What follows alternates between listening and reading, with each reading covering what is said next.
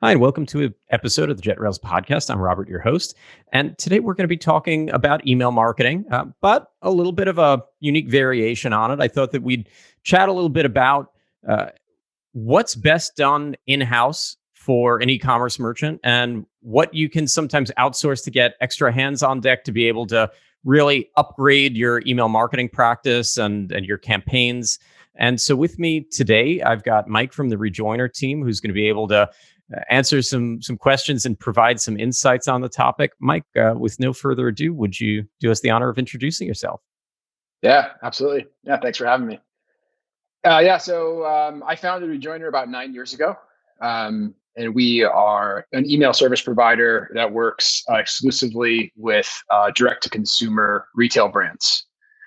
So at the core, we're a technology company, and we build software that helps e-commerce companies execute on all of the different ways in which they use email to communicate with their customers, right?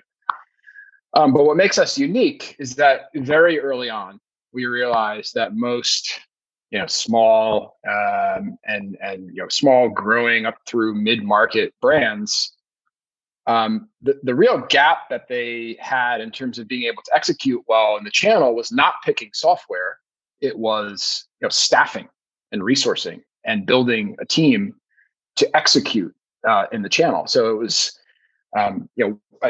over the 9 years of building our platform, we realized that most of the brands we serve have this staffing problem that we could help them close the gap on.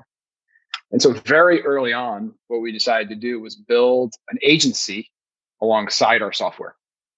And so in many cases, the brands that are using our technology are also working hand in hand to execute in the email channel with our services team. And so that's copywriters, designers, template developers, strategists, all folks who are tasked with helping our clients get the most out of their investment in our platform. And we currently do that work for about 150 brands today across all of the different platforms that are out there. We work with some really I describe them more the higher end on the enterprise side, and like Titleist and Fully and Hallmark, and then we work with growing e-commerce brands, mostly in the Shopify ecosystem as well. Interesting. So, in essence, direct to consumer brand, some retailer out there is getting an agency to run their Google ads and an agency to help with their SEO and so on and so forth. And so you're not just providing the platform, but you're also, as needed, offering those agency services side by side. If I'm exactly, yeah, and we think email is a unique use case where, for some other paid channels, it can be, efficient, and the outcome can be great to have one agency focus on a number of channels. Email is a little bit different because it's very unique from a creative perspective. It has has more constraints typically than other paid channels, and so this vertically integrated approach where we have a services team that only does one thing and focuses on being the best at one thing, paired with the fact that they are intimately familiar with the capabilities of the software, sort of where all the efficiency is created. It makes sense to me. I mean, when you're running ads, it is as much as you need the science and the art. You need the creative brain and you need the mechanics that go along with it. I think, with email, there's so many different moving parts on the creative side, and getting that right. One month is not like the last, where with, let's say, something like Google Ads, you can get into a little bit of a pattern with it. I think that email, part of the challenge is, in some cases, breaking some of those patterns, being always on the cutting edge of whatever the latest news needs to be, the latest offers, following whatever trend lines. That's not to say that anything in online marketing ever really pauses or stops or coasts. Right. But I think it's similar to the approach that JetRails takes around web hosting. A lot of our larger users, we host on AWS. Anyone can go right to AWS for infrastructure. It's not that that's a challenge. It's dealing with the 24/7 maintenance and monitoring and management, and it's getting everything right so that you can sleep well at night knowing that your e-commerce brand is thriving. So Right. going back to the platform where this all started, is there a good story behind the Rejoinder brand and how you came to the name? Yeah, I don't know how good of a story it is, but I can certainly speak to the origins. I mean, we I think like most software companies, we started out solving a much more specific set of problems than we solve now. And back in those days when we were first starting out, we were mainly focused on one triggered email use case around specifically around abandoned cart, which is one that when you're bootstrapping, which we were, it's a really good one to start with because it's very close to the cash register, right? You can immediately see the returns. It's targeting a very high value audience and it converts really well. And so we started solving that use case and we wanted a name. I think we probably had two conditions, right? We wanted a .com and we wanted something that was evocative, but not necessarily, explicitly descriptive of what we were doing, which was, reconnecting brands with lost customers. We probably only spent so funny. You're naming your company. I think we probably spent a total of 5 hours on it, and we found Rejoinder, and the .com was available, and that's what we've run with ever since. Yeah, I think of, and I think that's a really core place to start, like you say, right after, right next to the cash register there. That hey, Right. come on back in here. That for some paid ad campaigns, sometimes some of that remarketing, it's the low hanging fruit. They've already come to the website. You're just showing them ads to bring them back to seal the deal. So, dollar for dollar, that can be some of the most cost effective marketing that I've seen, some e-commerce merchants engage in. It's usually a fraction of their ad campaigns, but same basic principles here. It's if you've got people, you've got their email address, they added something to the cart and they left without checking out, why wouldn't you be following up with them and trying to make that happen? So yeah, and I mean, the same ideas apply to really, many of the other automated use cases that we, sort of enable is, with email, when you have a complete picture of what a customer is doing on site and how they're engaging with the emails that you send and what they're buying and what they've bought historically, you have a pretty accurate picture of intent, right? And throughout the customer lifecycle, that intent sort of ebbs and flows. But automation is a really effective tool to help you capitalize at each stage, right, and deliver the right messaging to the right person. yeah. So I'm going to dive in a little bit here on the agency side because I think Sure. for me that's particularly interesting because I have some background there, but I think that part of the challenge is always figuring out where the line in the sand is. So as an agency, I imagine that you can make recommendations around content ideas, sales, coupons, different things, but you're not in charge of the margins and certain other facets of the brand, and whether they want to be involved in certain forms of discounting or they want to stay away from that as a brand, things like that. What is a typical workflow for an e-commerce merchant that's engaging with agency service? What are they bringing to the table? What what is your team doing to elevate that? Who's really steering the ship? Yeah, that's a really good question. I would describe our role in that workflow as, we're translators, right? We take assets that have already been created, whether it's photographic or brand strategy or copywriting or messaging or even like values, and we translate them for one specific channel. And so when a brand starts working with us, they're typically coming to the table with most of that established, that foundation established. And then it's our job to help guide them as translators for making that work for email. And so a lot of times we're leveraging content assets that are already being created for other channels. We're looking at ad performance in other channels to inform some of the copywriting ideas that we'll test. Photography is a really important one. Most small brands are doing limited, if any, sort of professional product photography, but for the email channel, hugely important to tap some assets there. And so, we are obviously working in close collaboration, but the brand is bringing most of the foundation when they come on board. So they're creating sales because they're going to be promoting those through other channels as well.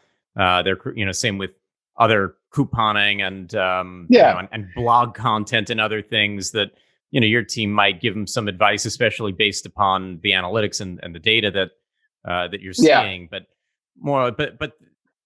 you're not running their business. Very rarely are we driving promotional strategy.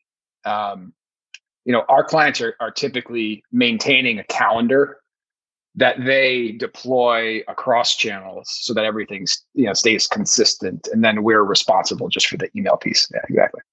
So, and you probably need an amount of time on average to have things properly prepared and approved, and reviewed, and all that. So you probably are relying on an editorial calendar being in place, because if not, it's going to get pretty messy. Yeah. We typically try to work like a month in advance.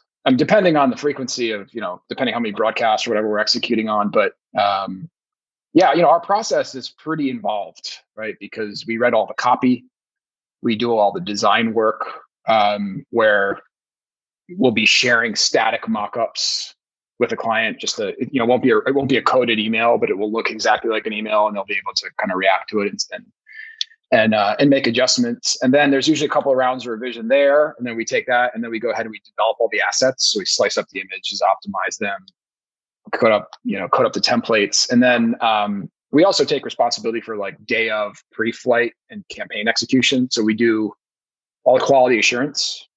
So all the testing, proofreading. Make sure the links are good. You make sure it looks good in mobile devices and desktops and whatever other. Exactly right. concerns. Yeah, it's all on us. And then we're actually pushing send in most cases as well.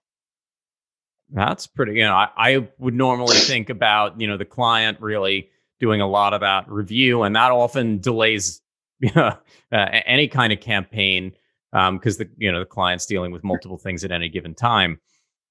So that makes sense. Is it a similar workflow for other things that get set up, like drip campaigns, where those are set up and start at a particular time, but then they keep running, perhaps? Yeah, exactly. So that's more, we approach, those are more like kind of like a one-time, it's not one time, but it's like the workflow is more of a one-time. Yeah, there's like a one-time setup where you put something in place and then you're going to continuously optimize it. But yeah, it's the same flow. I imagine the same for triggered emails, like the abandoned cart emails that you mentioned, or maybe abandoned browse or replenishment emails reminding people that, hey, that, you're probably running low on X, time to buy another. Yeah. I think what you're describing is there's like a set of foundational automations where it's, if you sell online, there's a very predictable set of moments throughout the customer lifecycle that we can trigger on.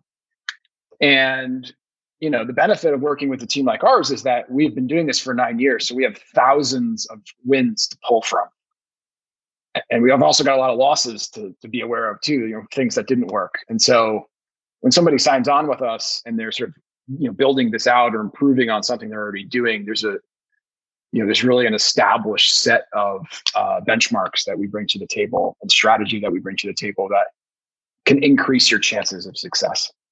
Yeah, well, once you have enough data on what a good welcome email looks like, that's certainly helpful. People sometimes surprised at what moves the needle, what gets people to come back or excited about something. Do you include that new customer coupon in it? Do you, what do you do to really get people to react? So I'm with you there. What about, I'll say that, other offshoots like, sign up forms on websites. Obviously it's crucial to collect the emails in order to have somebody to reach out to.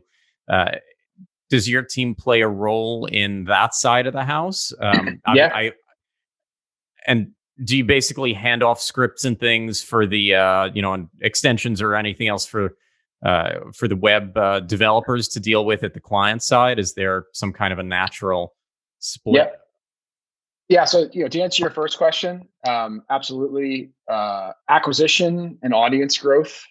We do a lot of work there. So all of the different points of entry for how anonymous traffic becomes an email subscriber. So whether that's on-site, whether that's, integrating at the platform level so we can capture, opt-in at checkout.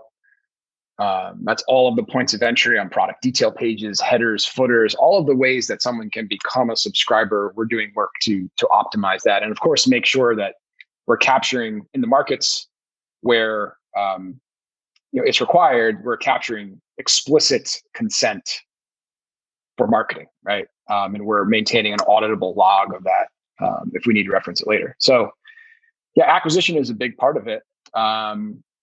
Yeah, it's funny because you think about sending email, and what most people think is like, okay, we're gonna set up a drag and drop template, and we're gonna send it out, and we're gonna make a bunch of money. But there's all of these other areas that circle around that in order to be successful in the channel for the long term. Acquisition is a piece, deliverability is a piece, A/B testing and optimization is a piece. Making sure you have coverage on automations is a big piece. Consistency on broadcasting and execution is a piece. So it's I guess there's nothing. For e-commerce merchants, it shouldn't be a huge surprise, because the same way that the sites run, that launching it is one thing, but then it's like a house. It's never truly done. That there's always conversion rate optimization. There are always new trend lines and changes in the market. So, with that, I always think it's interesting how different brands choose to communicate with shoppers and the frequency with which they communicate, the types of messages, whether they're sending tips and ideas and useful information, or whether it's all about, sales or new products, or, figuring out the cadence for how often can we hit people up to come by again. And obviously, if you're, typical examples, right? If you're selling food, you could get them coming back every week. If you're selling mattresses, they're probably not going to need anything that frequently, maybe some new pillows or something. But how much of what you help merchants with is just figuring out the right content to be sending out at the right times, not to overwhelm and get people unsubscribing and clicking spam and unhappy. Finding that balance, because depending on the demographics you're targeting and the products and things and the brand affinity, maybe people don't mind more frequent or more sales and things, and maybe they do. I think you raise a very important point, that a lot of the decision making is situational, and a lot of it is based on business model. But that is at the core what we're helping brands figure out, is what is the ideal balance between brand focused content like tips and how-tos and education and delivering value to the subscriber first, and how do you balance that kind of messaging with conversion focused messaging, right? Because at the end of the day, our performance is being measured by last click revenue in Google Analytics for the most part.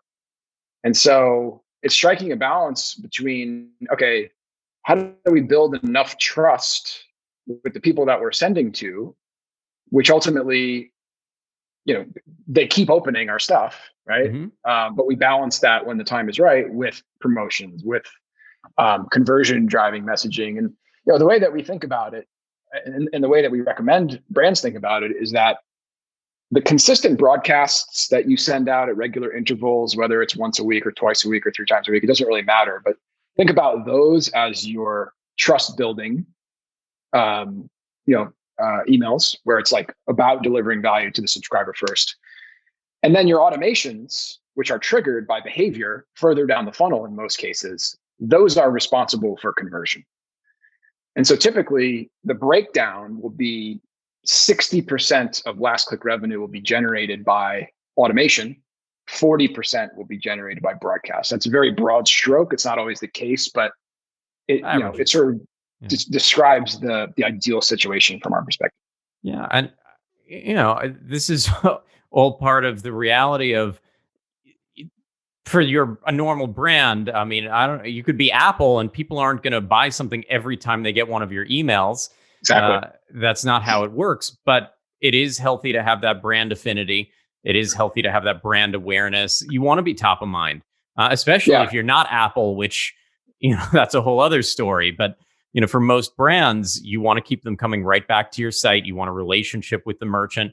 You don't want them going to Amazon, where you really have no control of what competitors and knockoffs and other things you're going to deal with. And we think of it like it's about endorphin hits, right? Where if we can send someone an email, and I don't care if they click it, but if we can send someone an email where they open it, and for the 2 seconds that they consume that content, if they leave with a positive feeling, like I learned something, or this was interesting, or hey, maybe I'm going to come back to this and look at it later. If you can create that endorphin hit, what it does is it buys you permission to send again the next time. Because when that person sees your email pop up the next time you send, they're going to say to themselves, in that millisecond that they make the decision to open or not, they're going to remember that they got value from you the last time that they sent, and you weren't asking for a sale. You weren't asking them to click on anything. It was just about putting their interests before your own. And if you do that repeatedly over and over and over and over again, you create sustainability, right? Where when you send, there are enough people you send to every time that are going to find what you're saying interesting. And the classic example of this is, I'm not sure if you're familiar with a brand called Huckberry. No. They essentially produce a magazine quality email newsletter. And they literally don't care if you click through and buy anything. They care about when you open the email, did you think it was cool? So that the next time they send, you're going to open the email and you're going to think it was cool. And then eventually you're going to buy something. Well, say, look, brands that sponsor the Olympics, right? Or other. Is it that you saw the Golden Arches or something, or whatever it may be? Coca-Cola advertised there, and you went out and immediately spent a bunch more money. No, they know that that there are certain things. Again, I'm not suggesting that every SMB or mid-market player needs to go sponsor the Olympics, or that's where they're going to get ROI. But there's absolutely something to be said for relationship building, and I think at the same time having a brand culture that others can identify with. Having some kind of a persona as an organization as more than just a vending machine of sorts in the digital age, but real people with real value, experts within a certain domain, within a certain vertical or industry or what have you, and and so that all fits within the way that I like to think about how this should operate well. It's logical, right? It doesn't take a lot for most of us to think that makes sense. And you're also not trying to get every single person that opens the email to react the exact same way or to take the exact same action. So I think that that's sometimes something that often, marketers have to really get across. Why do we use multiple channels to communicate with people? Well, some people are more reactive to email and prefer to sit there with that, and others are more reactive to social media or something, different audience. Totally. In the same way that in terms of messaging, some people want to hear more about the good things that your company's doing in the community or for the environment or whatever it may be, and others are just looking for a coupon. Right. So, you hedge your bets a little bit there too. And any good investment expert or what have you, they're going to tell you don't put it all in one bucket.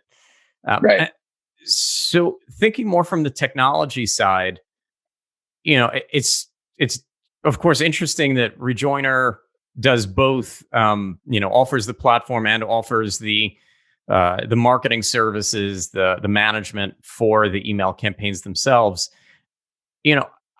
At JetRose, we do a lot of work with Magento, and some of the users that we run into on occasion, they're still using like native email blasting functionality, newsletter functionality in the Magento platform. I recently authored a blog post on the JetRails blog where I was looking at the different types of emails, the corporate emails that sometimes people try to host right there on the email server, their info at, sales at, Robert at, and the transactional emails and the marketing emails, and that best practices for all that sort of thing. What are you running into? Are you finding that there's still a lot of brands that really just don't have a competent, I don't want to put it in a negative, but are a proactive email campaign up and running? Or, are you seeing that a lot of people are still using legacy solutions like this that don't really deal with as much of the automation and leverage as much of the data as well as one would think? That's a really good question. I would say very rarely do we come across a brand who's doing nothing. And I would say that that never happens anymore. So there's always some sort of pre-existing solution in place.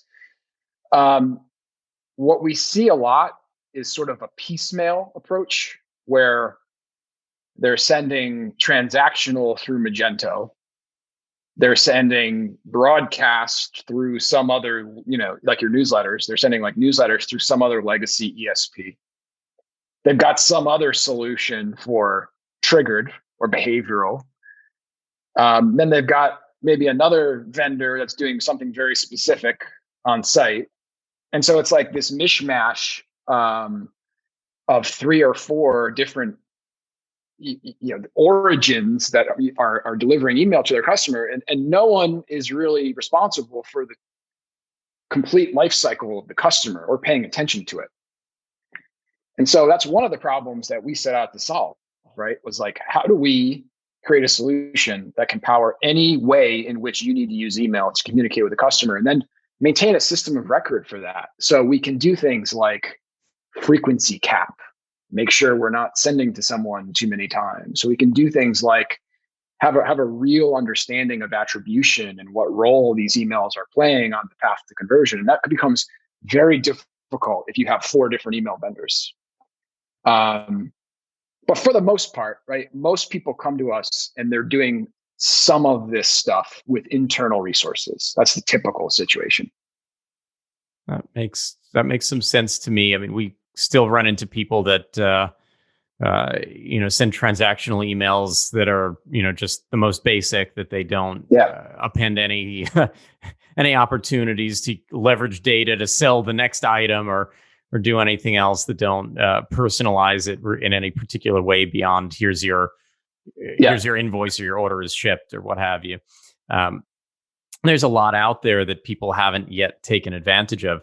Speaking of, when it comes to some of do you find that there are things that are just particularly overlooked? Like something that I rarely see people leveraging well is reactivation, is getting people that are maybe they've lost interest in the emails, getting them, or they haven't been to the website in a long time, getting them back in. Yeah. I mean, that's definitely one we rarely see even the most sophisticated brands addressing. But more generally, I would say the biggest gap is that very rarely do we see anyone paying attention to deliverability. And that can be shortcomings in one of a few different areas. Authentication for, authentication protocols like SPF and DKIM and DMARC and MX are not set up correctly. They have no monitoring set up for things like, blacklists and gray lists and sort of leading indicators that problems, could be happening. Very rarely do they have Google Postmaster tools set up, which is Gmail's feedback loop. And for most brands, 60 to 70% of their list is personal Gmail addresses. Obviously, there's exceptions to that. They're not doing things like seedless testing to try to understand how they're inboxing. Are my messages ending up in the promotions tab, the primary tab? Are they getting put in spam? Looking at that across clients, looking at performance metrics across clients. Almost nobody's doing that. So generally speaking, deliverability is one of the most important foundational aspects of being successful, especially as you grow and you have a big list. And we see almost no one making investments there like they should. And list reactivation is a very important part of that. List reactivation in tandem with sunsetting, right? Knowing when to take a customer off your list because they haven't opened or clicked in some period of time that for your business, and it's not the same for every business, right? Because if you're a gift centric brand and you do 70% of your business in Q4, sunsetting someone because they haven't opened in 6 months is not really the right idea. But for, as you pointed out, somebody that's in CPG or they're selling, replenishable products, somebody that hasn't opened in 2 months might be appropriate to sunset them. So it's different for every business model. But generally speaking, to your point, like that is a often overlooked facet of the channel for sure. Yeah, well, I think for some merchants and business owners, they don't always understand the difference between one email provider and the next in terms of deliverability. Totally. Yeah, there are things that you can do that cause yourself grief, like, using certain terms in subject lines, not having subject lines really matching the body of the email, different things that I imagine some of the spam filters are still looking at. But then, and absolutely, the DNS records, the, spoof records and other things, that's crucial. But it's something as simple as, if you're sending through a mass platform that's using shared IPs and other people are sending out a bunch of spam, and you're absolutely, and in some cases it's hard to even tell what IP the emails were being sent from. And they don't know. They don't. They have no idea. Yeah, they have no idea. Because the vendor doesn't expose it, right? Like, if you're on MailChimp, you have no idea what IPs you're sending through. I mean, it's all very opaque, like in terms of the underlying infrastructure.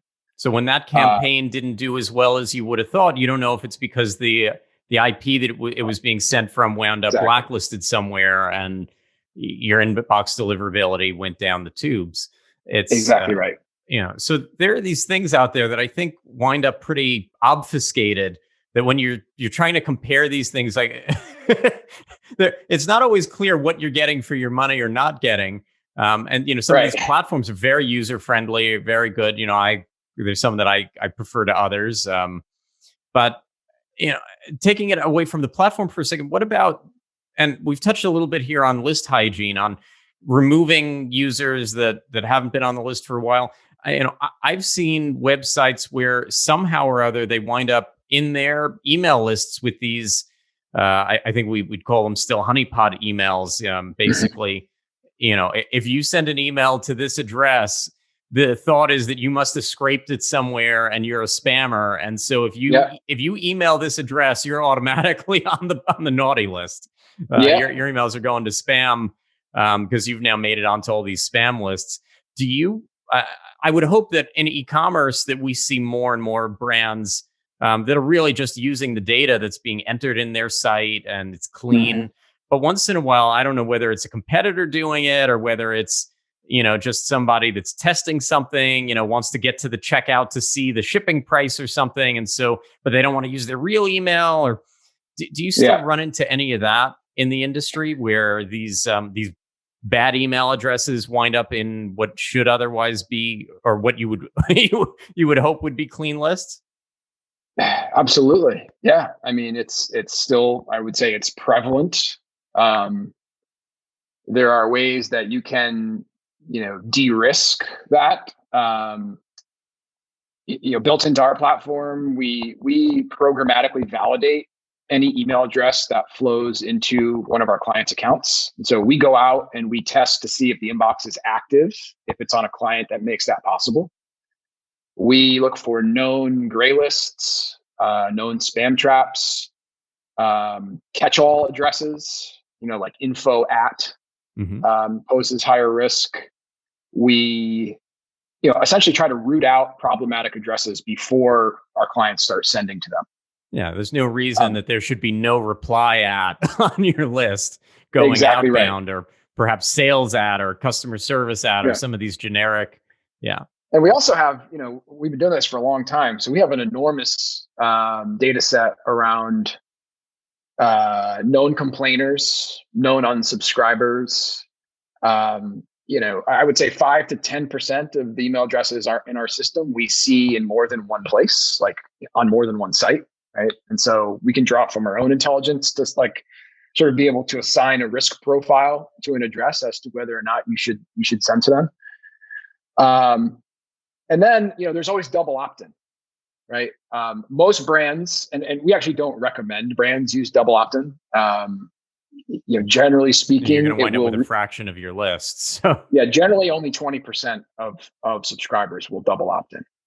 However, it is useful if you are trying to recover from a problem where you've had some sort of deliverability issue and you're trying to, I'll use Gmail as an example where primarily they're using domain reputation and engagement as the two dimensions of how they assign a score to your sender reputation, right? And engagement is all of the good and bad things that can happen when people consume your email, right? The good things are people open, click, forward, reply, mark as important. The bad things are people unsubscribe, complain, ignore for extended period of time, right? And so, sorry, I lost my train of thought there. What the original question was? Well, just it was going back toward if we're still seeing these honeypots. If we are basically list hygiene, if these merchants that are onboarding are winding up with deeper rooted issues than they realize that have probably been hurting them for a while, or it's one of those things. It's like you look at these lists and you realize that they're never going to get good deliverability, and so it's like, why have you been punching yourself? Right. You just you didn't have the insight into the fact that the list that you were sending to was damaged. Right. And I remember my point I was going to make around double opt-in as a way to correct if you do have serious deliverability problems and list hygiene problems. Double opt-in can be a way where for a finite period of time, you are essentially guaranteed to have engaged subscribers who are real people who will help boost that, those engagement scores as far as the percentage of people who exhibit those positive behaviors. So double opt-in temporarily can be a powerful tool to help correct some of those issues, but we generally don't recommend it as a thing that you're going to employ all the time. That makes sense, because I know that when I get those, I rarely opt back in. It's I was like, well, when's the last time I used one of those, and I'm out. I'll just let it fade away. Truth be told, it gets me to stop and think about, do I really want these clogging up my inbox anymore? I might not have taken the proactive step of unsubscribing, but I'm certainly not going to go out of my way to keep that particular one going. It's hit or miss. And thinking back to some of these additional areas that a lot of merchants don't spend as much time with. I know, a lot of people, they set up an email, they send it, or they set it on whatever triggers or automation campaigns that they're setting up. What about, you mentioned earlier, A/B testing. What kinds of things do you typically split test or multivariate test in order to find some of those winners within a particular campaign for particular audiences, for their lists in particular? Automation, by the very nature of how it works, is a fantastic use case for incremental optimization, right? Because most of the time the sample sizes are very large, right? For some of these triggers, there's a significant percentage of people who are moving through them. And the leverage that you have, given the fact that it's automated, right, makes it a great case to test various aspects of a program. So some of the things we test are obviously subject lines to drive open rates is where we typically start, on a per email basis in a workflow.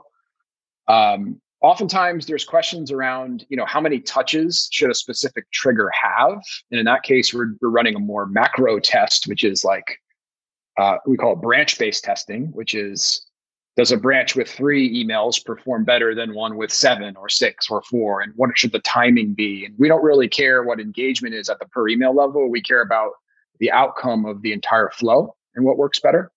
So there's sort of a macro level there, but so that obviously you can do things to test open rates, click-through rates, revenue generation, putting specific pieces of dynamic content in different places. So like how the general structure of templates.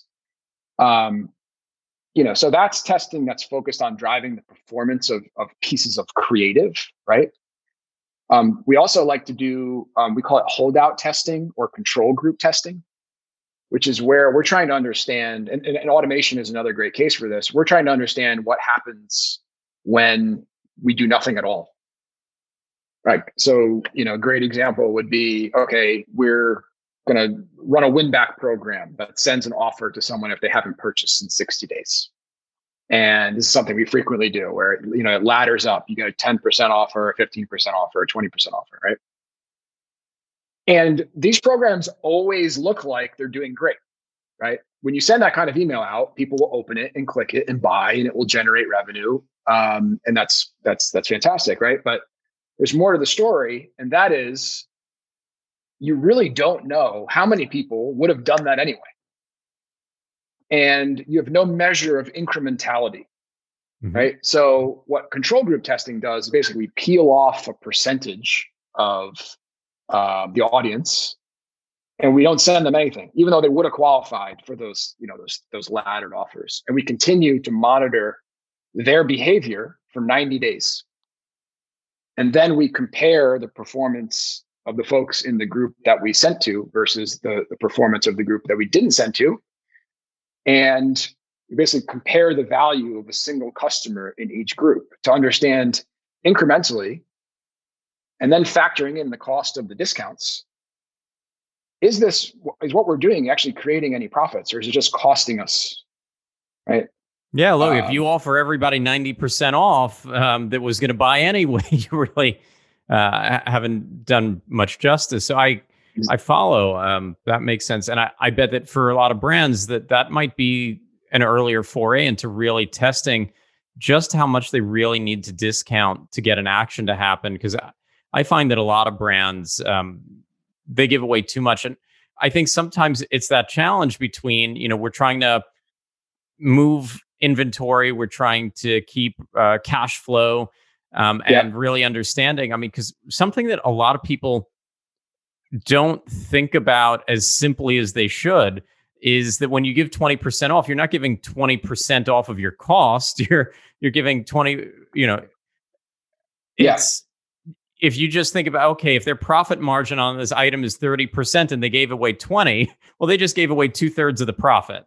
Right. So there's a lot of math there that when you actually sit down and factor it out, often some of those strategies, it's tough. And if you do it too often, you basically train the customer not to come in without a coupon. And so you lose opportunities to sell at full price. And there are brands that I remember, JCPenney tried to take away the coupons and people stopped coming. It was like, no, we've lowered our prices. So you don't need to bother with the coupon. You don't need to worry about going back out to your car, or not, because you threw it out or whatever. Yeah. Don't worry. Just come on in and the price is great. No, nobody wanted to do that because nobody was showing up without a coupon because they spent too long being trained that was the only way to make a purchase. Exactly. It's a real phenomena. I think for me, it's pretty interesting just thinking about the wide range of things happening here that go outside of the actual content writing and clicking of the send button. That's the easy part. Yeah, right. Do you wind up with some merchants coming to you on an existing platform and they're just looking for the agency services because, they're really, I know a lot of platforms, some of them don't provide phone support. Some of them aren't very proactive in training users or providing extra on-demand service or recurring service. How do those conversations happen? Because obviously you're, like you said, that most people, when they get to you, they're already on a platform. They've already started somewhere, whether it's ideal, whether it's as functional as you or I would particularly hope it to be. How does that come about for you? Yeah, that happens. That happens often. Um, the switching costs are very high, right? If you have all of your data and all of your creative, and you've invested time in integration, and things are working somewhat up to your expectations, the switching costs to move your ESP are quite high, right? And we understand that. So in those situations where it's a platform that we have experience with, we will, in some cases, take on services only accounts. That number is very small of our overall customer base. But in a situation where we feel like there's a good fit, and we're like excited about the brand and what they're doing, and we feel like there's a good opportunity, and most importantly, like we feel like the people are going to be nice to work with, then we'll like make an exception. But then on the other hand, there's been some situations where we've started an engagement like that, and the platform they were using was either so limited or so, it just didn't have the feature set that we needed to be successful. That's actually been a trigger for a brand to move over to our platform after we started an engagement like that on the services front. It's not something that happens a lot, and it's something that we kind of look at on a case by case basis. But the vast majority of our clients are using our platform and our services team together. Sense. One other kind of facet of that I'll ask about, because I think it's interesting. That most people probably come, at least starting the conversation about either the more traditional email marketing services, or some form of triggered emails, segmentation, automation, different things happening. Do you ever get anybody that comes over looking specifically for the triggered emails, for the for the transactional emails, I should say? That, because I know that there are a few services out there that that focus more on that. I mean, JetRails is a web host. Amazon has their own messaging services and things that some people leverage. But I imagine that you're really pulling a lot more data together and providing more of that that service to figure out how to get lift out of those emails, how to really spice things up a little bit more. I'd assume that that's rare, but is that something that comes up from time to time? Yeah, actually, we it's funny you asked that question. We just signed a deal where, like, as part of the initial services project, we're gonna do a whole refresh of a transactional program. So like ship comp, order comp, receipts, password resets, all of these little micro interactions that are hugely important, right? Because the expectations of the customer are very high when those trigger. But they're often such an afterthought from a design and conversion perspective, and copywriting to some degree as well, that like they end up feeling like very different than the rest of the interactions that customers have. And so, we see transactional as like a huge opportunity, because the other thing that it can do, right? We're talking about engagement as the primary measuring stick that clients use to determine, and email clients, I'm saying, like Gmail, use to decide, are you a reputable sender or not? And transactional is a facet of the email channel that is almost guaranteed to have very high engagement. And so when you can pair that with your the other types of, every kind of email has a risk profile, right? And transactional is the lowest risk. And you can use that to offset maybe some of the riskier sends that you're undertaking. And so it can be a reputation builder too. Transactional is something. Sense. If I order something and I'm not getting the transactional emails because they're going to spam, or something else is going wrong there, right, I'm just going to tie up somebody's customer service team. It gets expensive. It's not good for reputation. Exactly. In a very humanistic way. So that's problematic onto itself. And I think that's one of those areas that often it should be at the forefront, because not everybody's going to subscribe or stay subscribed for your, what I'll refer to as marketing emails, but pretty much if they're your customers, they're going to be getting transactional emails. Right. So if you're not doing those well, you're in trouble. Right. That's really, one of your your opportunities to make people happy, to keep them satisfied and engaged. Totally. Yep. Absolutely. Yeah.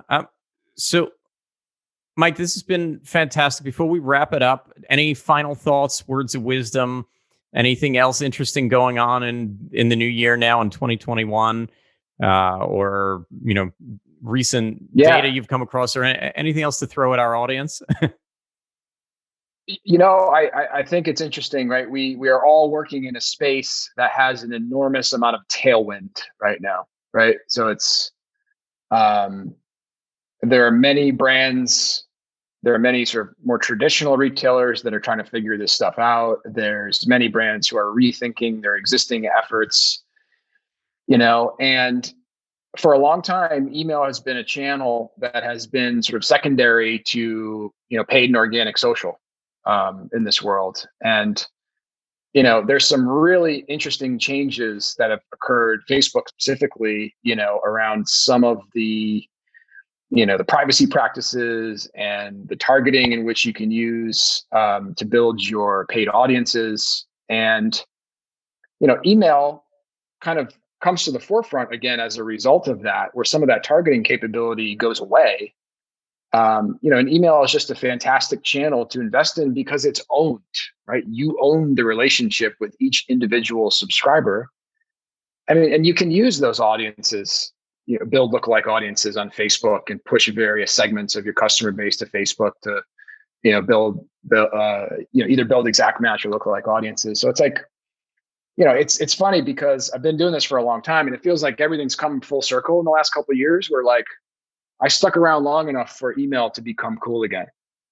And, it's just a really interesting time to be working in the space. And I think the creative medium will evolve a lot as sort of like the possibilities of the experiences you can create in the inbox will also evolve to be more like the modern web. And so, I think it's just a really interesting channel to be investing in, to be working in, to be trying to push the boundaries in. And, we're really excited to see where it goes from here. Awesome. Well, Mike, thanks so much for coming on today. This was fantastic. And to our listeners, as always, thanks for tuning in. We'll have more great episodes for you shortly. Make sure you subscribe wherever you're consuming this wonderful piece of media. And as always, stay safe, stay healthy, and happy selling out there.